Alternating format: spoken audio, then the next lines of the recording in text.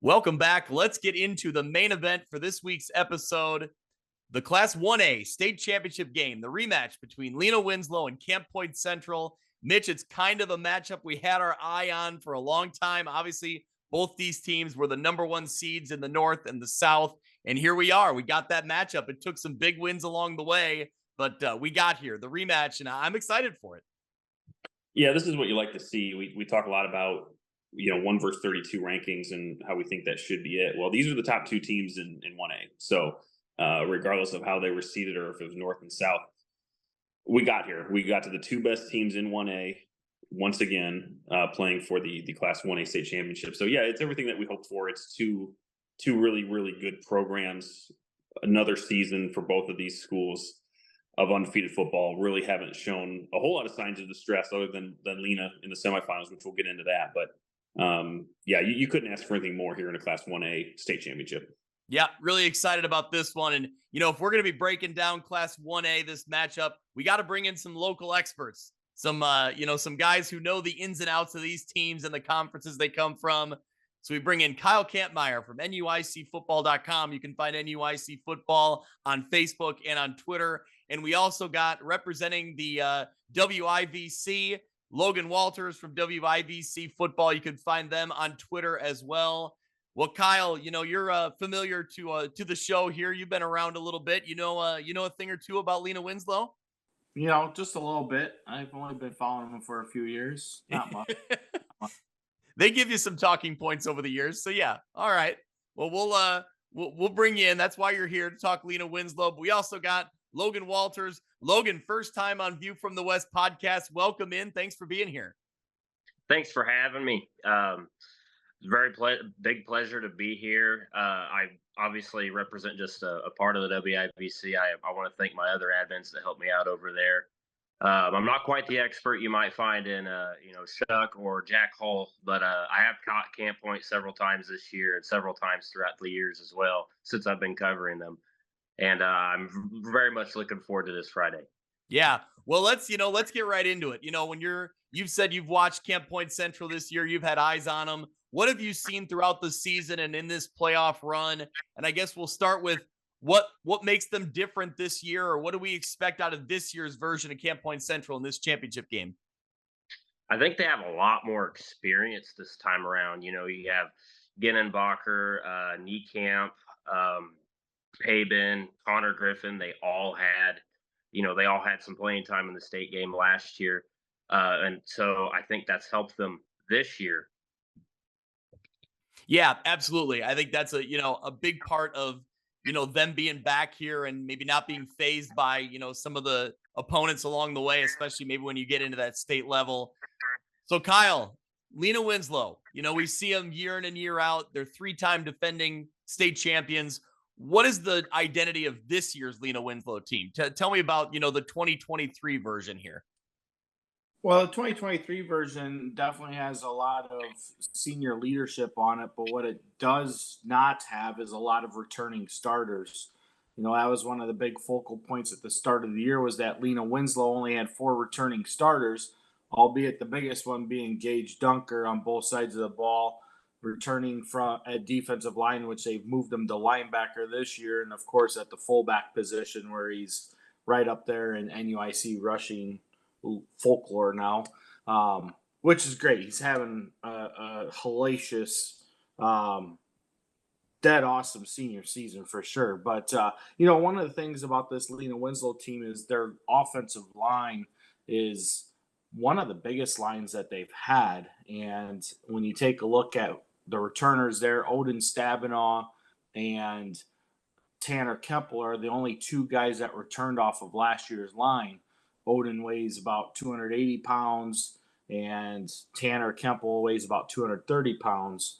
But then they've been able to add a couple different pieces to that with a few different guys. One of them being Gannon Dunker, the youngest Dunker brother, who's only a freshman. So, he's been able to get some playing time in and out, and now they've reestablished him into a starting role there, which has been good for his ability to grow and get better at the same time. But you got a couple other guys on there like Luke Stabenow, who has Played mostly on the defensive line. And then there's a couple other guys too that have done an excellent job for Lena-Winslow to start off the year, and they continue to just get better and better. Yeah. You know, when you talk about getting better and better, I feel like this Camp Point Central team, we knew they'd be good this year, but I think really in this playoff run, you've really seen them kind of, yeah, I don't know. It just seems like they're playing their best football right now. And Logan, you've been in, some of these games in this playoff run. What have you seen from this team? What's working so well for them right now? Elijah Genenbacher has kind of just been red hot throughout this playoff run. He's got over 600 yards rushing and I think 14 touchdowns. And a lot of other people have stepped up as well. Jack Thompson has made 2 amazing plays in each of the last 2 games. More in regards to the special teams, Marco Rodriguez has been phenomenal. Just the schemes they've put out there, I think they've recovered, I don't know if it's 4 or 5 onside kicks in the last 2 games. Their special teams has just been on another level since they've entered the playoffs. Yeah. Mitch, talk a little bit about, how important is it from what you've seen and what you've read about Camp Point Central, and they're really playing great football all 3 phases. It's offense, defense, and special teams. Sometimes it sounds cliche to say they're doing it in all phases of the game, but they literally are. I mean, they've had some huge special teams plays. Yeah, they've been utilizing that element of surprise, right, on their kickoff teams. It certainly helped in the Althoff game. You have to have plays like that in order to defeat a team like Althoff. Now we talked a lot about whether that was an upset or not, and I still don't believe that it was. But still, the quality of Althoff requires you to catch them off guard, and that's where if you have that ability to have those onside kicks. And I mean, if you've seen the highlights of how they do it, they do it to perfection. It is so good. It's so cool to watch.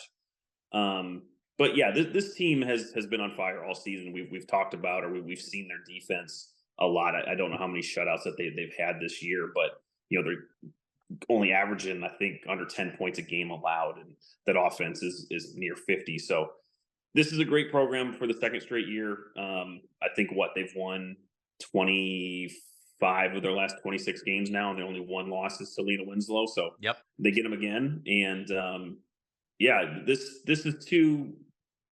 I mean, the similarities between these 2 teams are really, really. It's just so interesting that. Well, I say it's interesting, but it's also not, because you expect 2 teams of the caliber of Lena-Winslow and Camp Point Central to get back to the state championship, and here we are once again.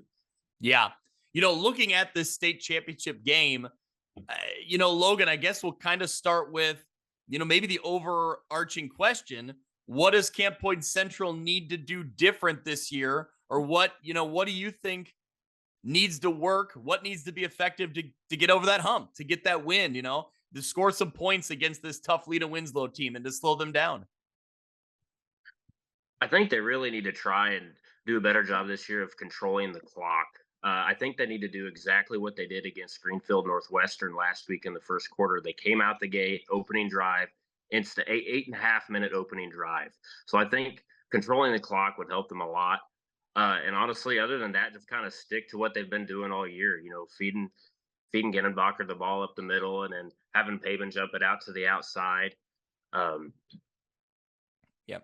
Yeah, Kyle, when you look at Lena-Winslow's end of things here, I think what's really interesting about this matchup is that you go from a challenge in the semifinals against a Chicago Hope team that really wanted to spread you out and really use their athleticism in the open field.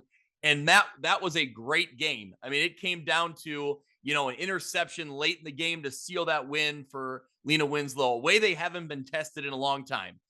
But now you kind of fast forward a week, this challenge against Camp Point Central is the complete opposite. It's now a team that wants to kind of have the same look and feel that Lena-Winslow does. They do the same thing you do. So talk about, how different do you think practice is this week? I'm excited to talk to head coach Rick Arend. That interview will be available for people to listen to this week as well. But I can't wait to get his take on how different do you think practice looks this week as far as you're scheming for a much different looking team? I think for Lena-Winslow, I think the biggest challenge was scheming for a Chicago Hope team that even on film, you could definitely tell that they were very athletic. Um, one of the things that really impressed me about Hope from last year to this year was defensive wise, they definitely brought a different type of physicality that we saw against Lena-Winslow compared to what we saw against Forston just a year ago. Offensive wise, and Mitch said it last week on Hope with how they played Rova Williamsfield, was that Eddie Jenkins Jr. could just do about anything he wanted to because he was so fast.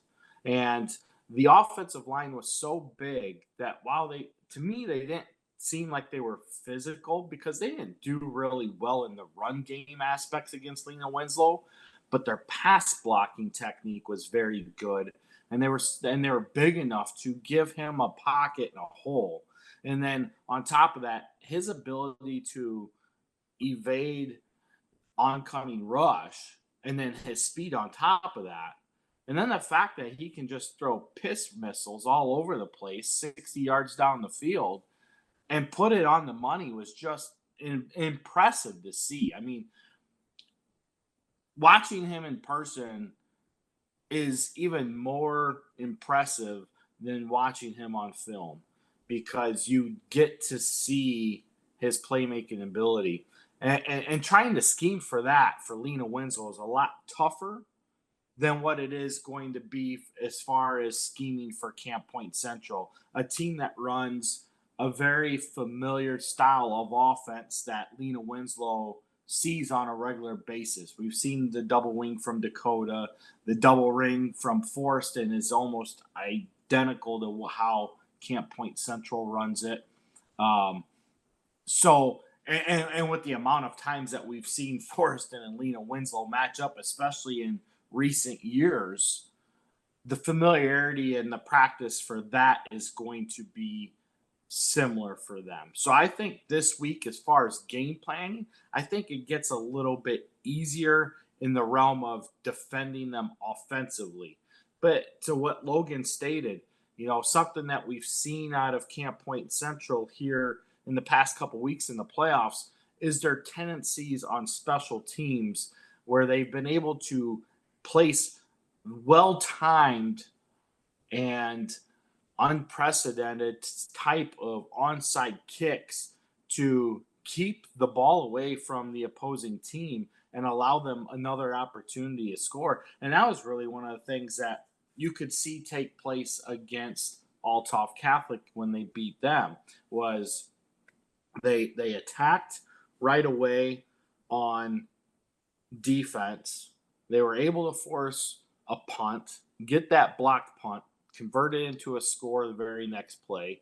The ensuing kickoff, they force a fumble, recover it, punch that in a play or two later. And within less than 2 minutes of game time, you're already up 16-0.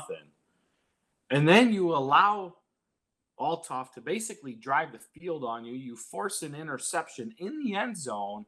And 4 plays later, you're back at midfield. Then you're punching it in. And then you get the onside kick that we've seen all over social media where it went right through the hands of Althoff's defender or receiver and right into the hands of CPC right on the sidelines to set up that 30-0 score. I mean, you could just see it just in the clips. I mean, I watched John Huff from Gateway Sports in his 30-minute flip view that he had.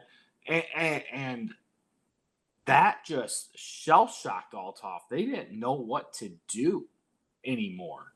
And that's the kind of things that physical power teams like Lena-Winslow and CPC can do.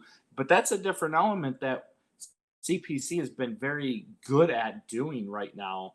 And like Logan said, they're really hot and they're showing it on the field in all facets of the game.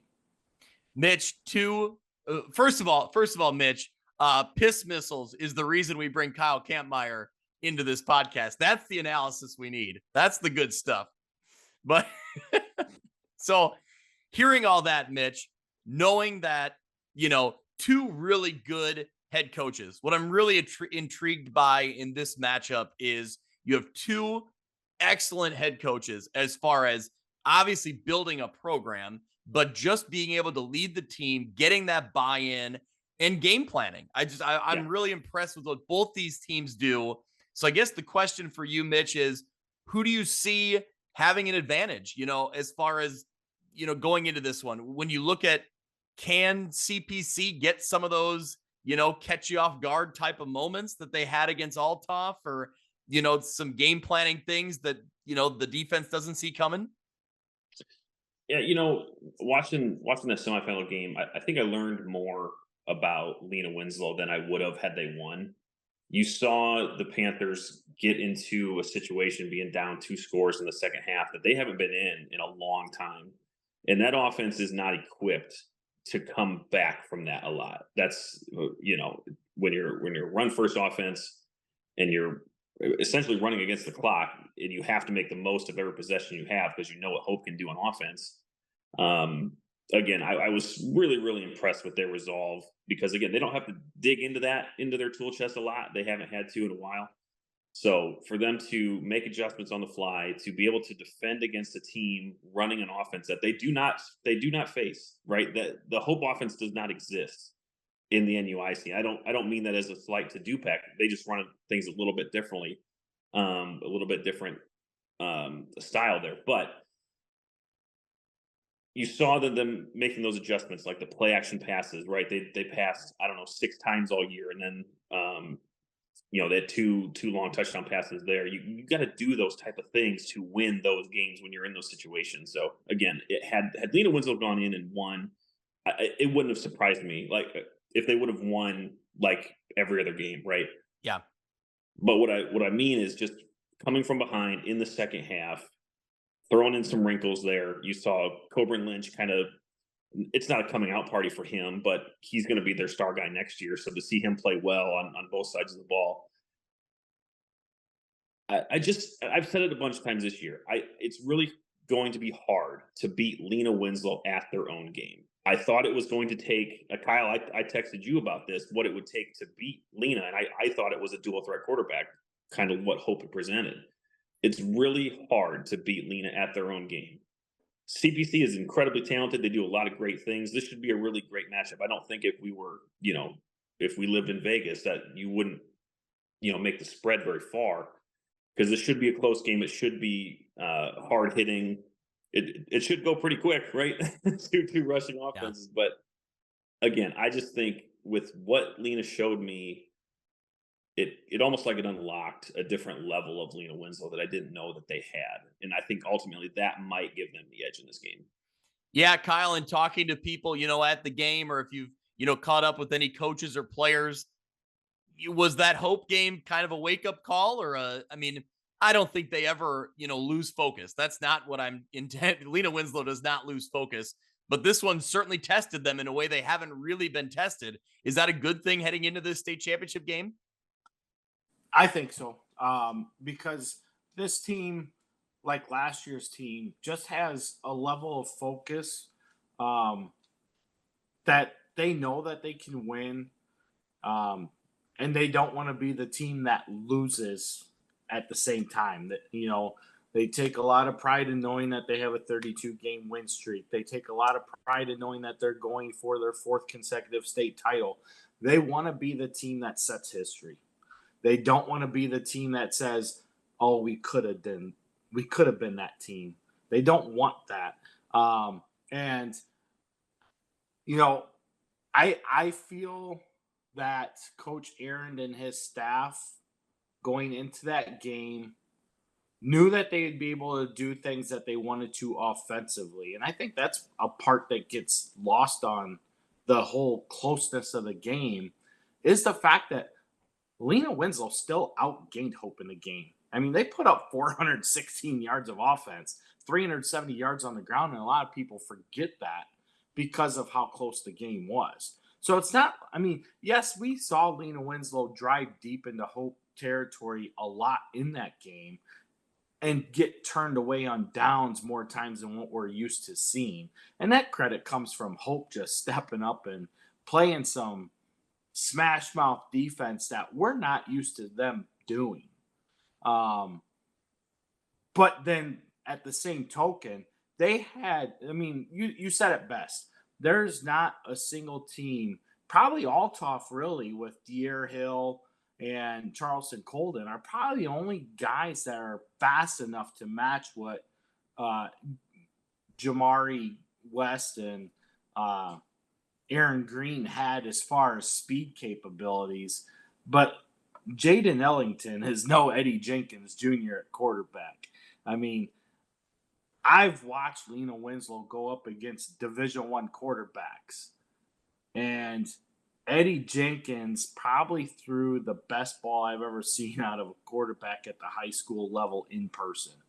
I mean, the ability of him, like I said, to either A, stay in the pocket, or B, get out of the pocket. And the fact that he could throw it on the dime against his body on the run, you just don't see that kind of athleticism, even at the 7A and 8A quarterbacks most of the times. I mean, the kid could flat out ball, and I mean, he could throw a mile. I mean, you talk about those guys that throw a country mile. That's Eddie Jenkins Jr., man. Yeah. I mean, in all essence, the fact that Lena-Winslow won the game isn't the surprise. As you stated, the more actually it was Mitch that stated, the more impressive thing was the fact that they were down 2 touchdowns in the second half and were able to stay poised and then get back in and take the lead and then able to hold on because they had other opportunities to put the game away. I mean, they were inside the 30 2 different times in the second half of the game, and they just couldn't convert. Yeah. And the way that Hope plays, I mean, they could change the field in a second. I mean, they're just that fast. And I've never seen anybody at the 1A level with that kind of speed where, and with a quarterback that can throw it 60 yards in the air and make it look easy. And, you know, there was a big play that he had Green wide open down the right sideline, and it went into Green's hands and it came right back out. And had a Green held on to that, we're probably talking about Chicago Hope being in the state championship game instead of Lena-Winslow right now. Yeah. Mitch, what do you got? You had your hand raised. I was going to say too, I think, Kyle, am I right that Lena had 5 turnovers, both with fumbles and turnovers on downs? Yeah, 1 turnover on a fumble, and then 4 turnover on downs. Okay, so 4 or 5 turnovers, whatever it was. Just that, again, that type of adversity that, and Logan, you can speak to this too on the Camp Point Central side. That's just another hurdle that they had to overcome that you hadn't seen Lena-Winslow really been put in this year. So, again, just wanted to make that point as another. Not only were they down 2 scores, but they continually were having trouble running the ball, turnover on downs. They had that fumble that on Hope's side of the field. So, again, it's just what they learned and how they overcame things in the semifinal might just, again, give them the edge here. Yeah, I kind of have to agree with you a little bit. Lena definitely, I don't know if I'd say, you'd almost say they kind of got shocked, you know. I don't think anybody had really played with them like that all year. Camp Point didn't really have that. You know, Calhoun kind of gave them some pretty tough games early in the season and in the playoffs. But other than that, nobody was been able to really keep up with Camp Point this year. Yeah, overall, this is just an exciting matchup, you know, because what I love about it is it's obviously the number 1 seeds on both sides, which we talked about in the beginning. But I think that now you have the experience of Camp Point Central back in this game, and you have Lena-Winslow, who's always, you know, geared up, always ready for the challenge. And they rose up to the challenge last week and they got the job done. And now here they are. I'm just really interested to see, you know, how much of a difference does that game last year make for Camp Point Central, where maybe they're not quite as, you know, shook by that physicality right off the start. They've seen it once. They've been able to watch a full game film. You know, honestly, talking to Coach Dixon, and he said the best way we can prep for this year's game against Lena-Winslow is to watch the game film last year. So, sure, they're probably going to watch some other games from this season, but I think a big part of planning for this one is to watch last year. And what did those players who are back on defense, what do they need to do differently? So I think they really are relying on, this game, the game last year, to help them out in this game. So I guess we'll start going down the way here. What are the keys for Camp Point Central? What are the keys for Lena-Winslow? Kyle, I'll start with you. What's we've kind of talked, all about it, but when you get down to the bottom line here, what's the keys for Lena-Winslow to be successful in this one? I think they got to get going early. I mean, and that's kind of cliche to a degree, but I think if they start with the ball, they have to be able to get Dunker going early. And then on top of that, be able to utilize Lynch off tackle as well to kind of be able to have that 1-2 punch. And then, there's been other times where we've seen Nick Tippett or Lucas Fye also be able to contribute in the run game to give that proverbial 3-headed monster. Really, it's like a 2.5-headed monster this year. You got Dunker, you got Lynch, and then you got one of those two guys that are kind of getting the third realm of the carries. Defensively, though, like Logan stated, you got to be able to stop Genenbacher, but you also have to be able to contribute and pay close attention to Pabin. And, CPC is going to run a belly series very similar to what Forreston does, where you're going to see a dive and then you're going to see a double dive. But what CPC does do a little bit different, and we've seen Forreston do it in the past too, but they kind of fake the dive one way and then they have the other wing back cut back the other direction. And when they can do that, you have to be able to stay sound, fundamental, stay home, play your gap responsibilities, of which I feel both teams, when it comes to defensive play, are very disciplined at that.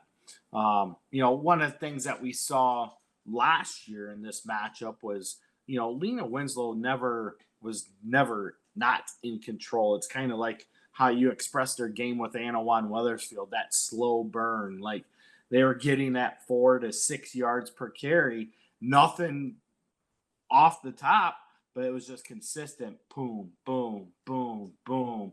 And, the thing is, and I remember talking to Logan about it even last year in the press box, they're always like that one tackle away from breaking it. But CPC would come up with that tackle. And, even talking to like Coach Aaron, he stated that, the line play last year, he drilled the line at halftime. I mean, it was because they were right there. All they had to do was get that one extra block, and then you got Lobdell going 60 yards instead of 6 yards.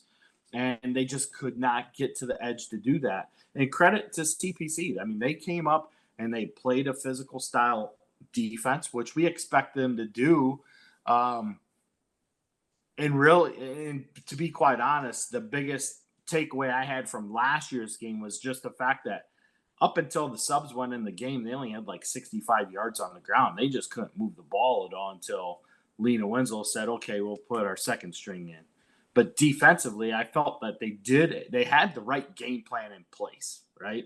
They had the right game plan to slow down the Lena-Winslow offense, but they could not stop it.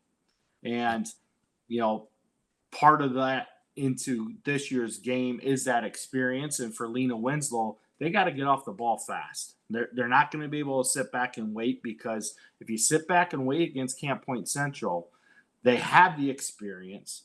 They have the confidence. They've already beat a team that most people across the state said could not be beat. So what else do they have to lose? This is their third trip to state in 5 years now. They're familiar with what they got to do. It's no more of that eye-opening, holy shit, we're at state now. It's here we are. We know what we want, and we're here. We have what we want in front of us. And that's one of the things I see in this year's CPC team is they just seem to have a different level of focus. And it's a focus that you see in Lena-Winslow. And to me, that does it builds up for what we should expect to see, a great championship game that everybody is really honing in on. And the atmosphere and the energy starting to build up already. And here it is, only Monday night. But man, I can't wait till Friday gets here. Yeah, I think you spoke to something there that I completely agree with. I think that win over Althoff was obviously, huge just because it was, a quarterfinal win.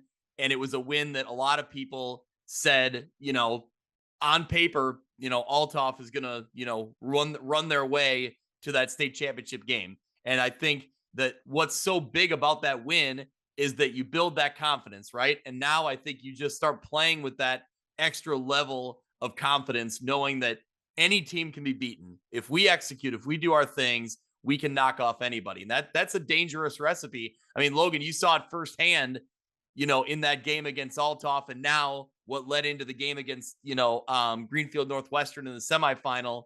It just seems like that confidence is there. They're rolling. That's got to be a huge key going into this state championship game as compared to years past.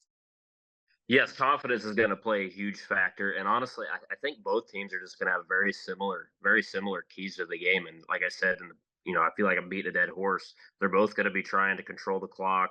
I don't think this is going to be a very high-scoring game at all. If I'm Camp Point, I'm having somebody tackle Dunker on every play. If I'm Lena-Winslow, I'm having somebody tackle Ginnenbacher on every play. These teams are so similar in so many different ways. It's hard to imagine. Yeah.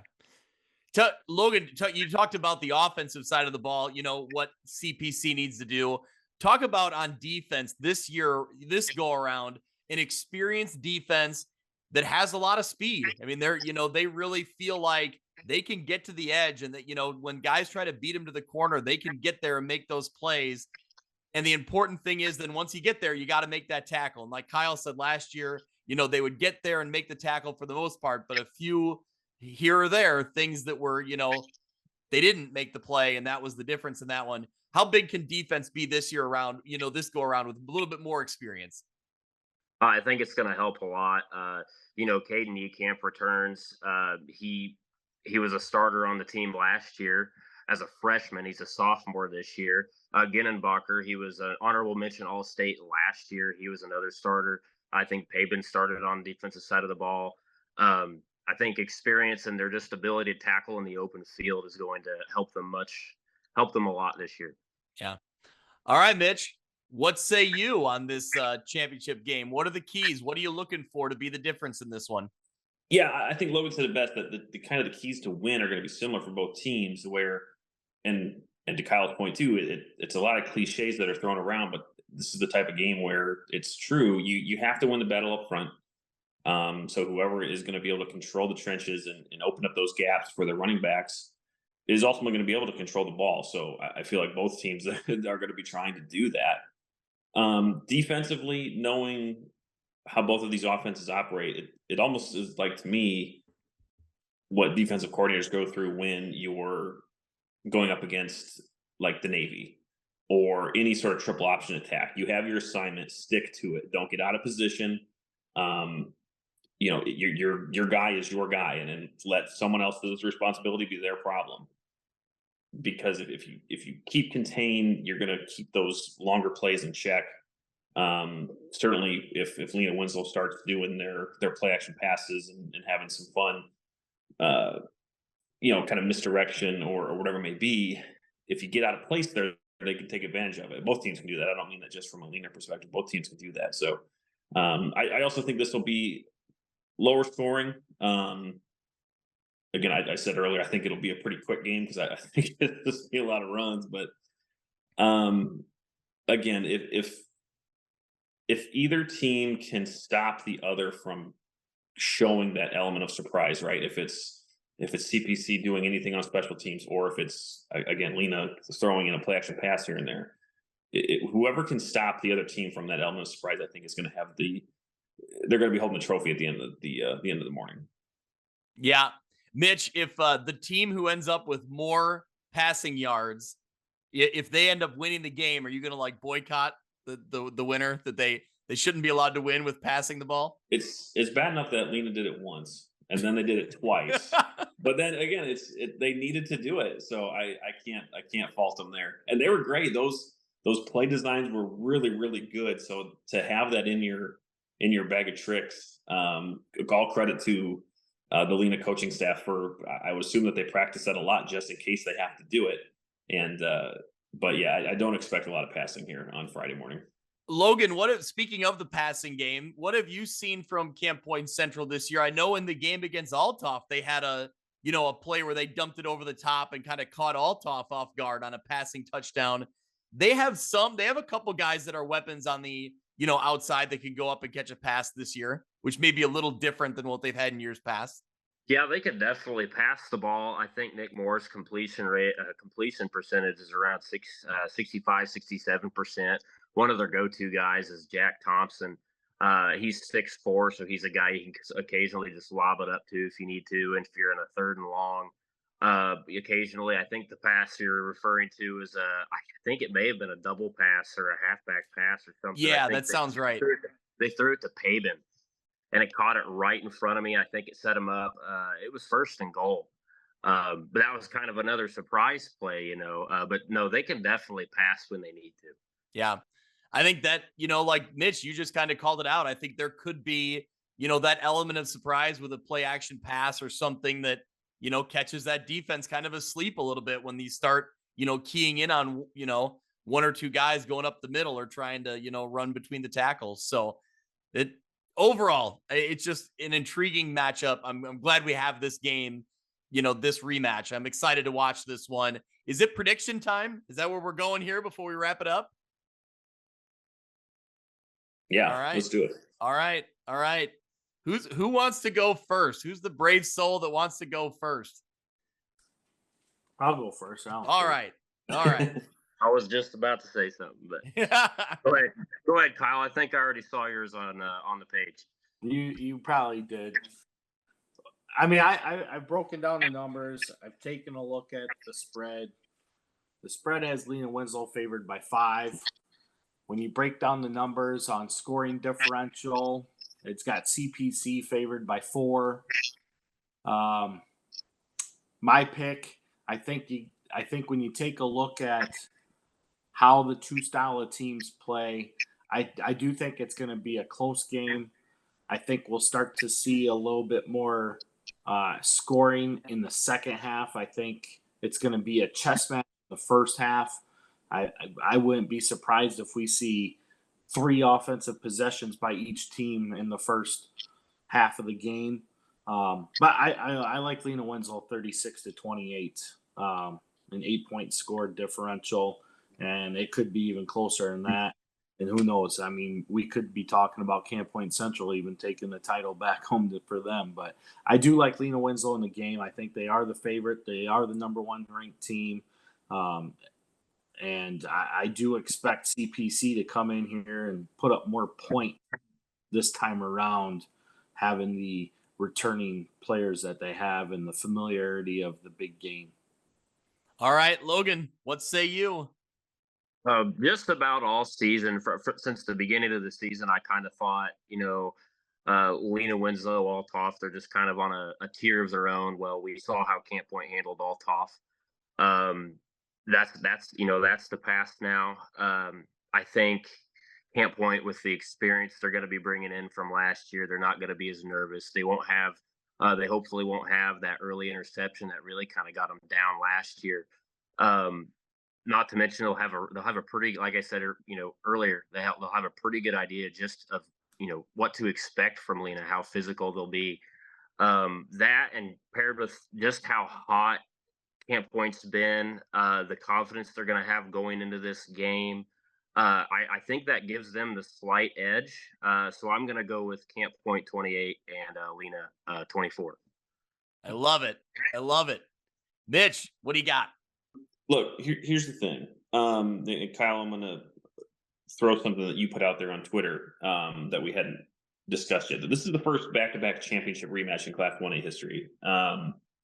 No previous year runner-up has ever made it back. So this is, there's history on the line here in more ways than one in this matchup. It won't surprise me if Camp Point Central is lifting the trophy at the end of the afternoon, but I'm going to stick to my guns that we've had all year. That you have to prove it to me that you can beat a Lena-Winslow team. Hope got close, closer than anybody's got in the past couple of years. Camp Point Central presents a very, very good opponent. I think for me, it's just a little too similar to Lena-Winslow to get over them. There's never been a team in 1A that have won 4 straight 1A titles. I think that will change on Friday morning. I've got Lena-Winslow 28-14 with a late score to pull away. All right. All right. I feel like my prediction is good because when Kyle said his prediction, we were pretty darn close. I'm going to say Lena-Winslow is going to get the win 35-28. I agree with a lot of what a lot of what all of you have said. I think that I'm hoping for a great game. I hope it's an instant classic, a game that we're going to be raving about, next week for just an all-time classic, kind of finish. And I think both teams are going to be, as ready to go as you possibly can be in a state championship game. By that, I mean, like the focus is going to be there. I think both of these coaching staffs, both these programs, these kids, they're fully bought in. They're so committed. And I know that any team at the state championship game feels that way. But I think if you really watch Camp Point Central and you really watch what Lena-Winslow does, I think that these teams, they operate on another level. They really are, for high school level kids, they really are dialed in. And we've seen it play out this year in some huge games. Lena-Winslow saw it in the adversity they faced last week. Camp Point Central saw it against a very talented All-Toff team to get that win. I think when it comes down to it, like Mitch said, I think I need to see someone prove it to me. And maybe Camp Point Central is that team. It's going to be close. It's going to be a great game, but I'm going to just give that slight edge to Lena-Winslow because I just, until I see someone do it, I just don't know. I just feel like this, Lena-Winslow team they're just ready to go. They're physical. They're tough. They execute. They get the job done when they need to in the, on the biggest stage. So, all right, boys, that wraps us up. That's the breakdown and the analysis of the Class 1A state championship game between undefeated Lena-Winslow, undefeated Camp Point Central. The rematch is set for 10 a.m. Friday morning. I can't wait to watch this one. It's going to be great. Logan, thank you so much for being here. Thanks for, weighing in on your, knowledge of Camp Point Central. Thanks for having me again. I'm not, I do way better at typing my ideas out than actually, speaking them out. I have a little bit of a stutter, I'm probably going to, I haven't really posted my prediction yet. It sounds like we're all very close. I think Mitch was the only one that had a prediction with more than one score. Yeah. I think it's going to be great, and you did great. Your analysis was spot on. I love it. I appreciate it. Kyle, I hope I make some Camp Point fans proud. There you go. Absolutely. The Western Illinois, we're kind of adopting Camp Point Central as one of our own here on View from the West, and they're not in a conference we cover, but if Shuckman and Dewar cover them as well as Quincy and the schools down that way, like Macomb and other schools that we do cover, we're going to adopt, Camp Point Central. We like Coach Dixon and we like what they do down there. So, yeah, he's such a good guy. It's such a great program over there. All the coaches on the staff just kind of buy in across all sports. I know Lena-Winslow does. Their coaching staff is very similar. Yep. You have coaches from the football team that coach other sports. But yes, I met Brad Dixon right before the game last season, and he had every right to be stressed out, but he still took time, shook my hand. introduce, there was no introduction really needed. I was very honored to kind of meet him then. Yeah, it seems like a lot of mutual respect between coaches as well, between Coach Aaron and Coach Dixon. So you love to see that, and that makes for a great matchup. So Kyle, you geared up for a trip to Hancock Stadium? Yeah, I'm excited. I mean, I've only ever watched the state games on TV at Hancock. I've never been there for an actual game. So, a new venue, an upgraded venue at that. Going to Illinois State. Yeah, I'm definitely excited. A little bit closer drive to home than Champaign, but a little bit further in DeKalb, of course. But yeah, no, I think that the change of venue has been great. I'm excited to see the impact it has for the viewership of the state championship. I just by looking at how people are interacting on social media, it seems like we might even see a larger crowd than what we've seen in years past with it being in Champaign and DeKalb. So I'm really intrigued to see how many people show up for these state championship games. Yeah, for sure. I hope should be decent weather, hopefully, and hopefully they get some good crowds there. And yeah, I hope that Illinois State can really put their best foot forward and be a location that may be the permanent home for a while, because I think that it's kind of a blast for the past to get back to Hancock Stadium where they were historically for years. And I think it's a centralized location, and we've talked all about it, but I'm excited to see how it plays out there. So, well, all right. When was the last year they had it there? Good question, Kyle. Do you know off the top of your head? I think Kyle knows. 98. I thought it was 98, and that would have not to make anybody feel old, but I would have been 1 year old. No. It was my senior year of high school. It was the last year it was played there. There you go. All right. Carthage beat Sterling Newman. Yeah. I think ironically, I was talking to Coach Unruh on Friday at the 8-man state championship game, and I told him, I said, one of my favorite state championship moments is when Carthage threw their 29th pass of the season for the game-winning touchdown over Sterling Newman. There you go. Look at that recall. I think that game's on YouTube. I'll have to look that up, find that. That'll be awesome. Go back. All right. It's out there. Well, thank you so much to Logan Walters. You can find WIVC Football on Twitter, and Kyle Kampmeyer, NUIC Football. They have you covered on both sides of things, from the Camp Point Central side of things and the Lena-Winslow side of things, heading into this weekend's action.